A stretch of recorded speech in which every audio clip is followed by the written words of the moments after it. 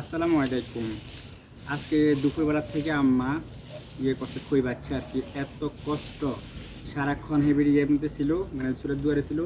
আমি আর খালা এগুলাকে বাঁচতেছে। এখনকার মেয়েরা তো এগুলো টোটালি সিরিয়ে না, মানে টোটালি ওরা কাজ করতে অনীহা, ওরা কোনো কাজই করতেছে না। আর এগুলো করতে কোনো নাই। প্রথমে এগুলাকে ধান থেকে করতে হয়, মানে খই বানাইতে হয়।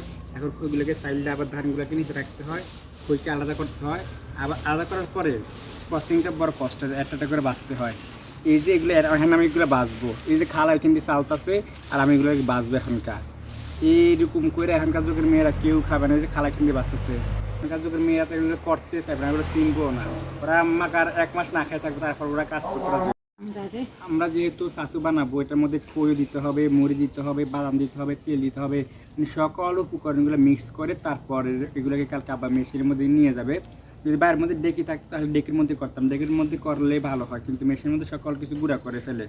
তো আমরা কালকে এগুলো আজকে রাতে সকল কিছু প্রসেসিং চাষ করবো, কালকে এগুলোকে ফিনিশিং দিব। ফিনিশিং দেওয়ার পরে এগুলো কী হয় না হয় সকল কিছু আপনাদের শেয়ার করবো। আপনারা বলবেন যে এত কষ্ট করে খাওয়ার কি আছে, আসলে সকালবেলা অফিসে যাই তো আমার বললাম যে একটু ছাতু করে দেন, সকালবেলা একটু দুধ বা পানি দিয়ে মিক্স করে করে খেয়ে যাবো, তাহলে আমার হয়তো বা সময়টা বাঁচবে। সেজন্য এত কষ্ট করতেছি ছাতুর পিছনে। এই ছাতু তৈরি করতে কত কষ্ট একমাত্র যারা তৈরি করে তারা বলতে পারবে, এখনকার যুগে তো এগুলো দেখাই যায় না।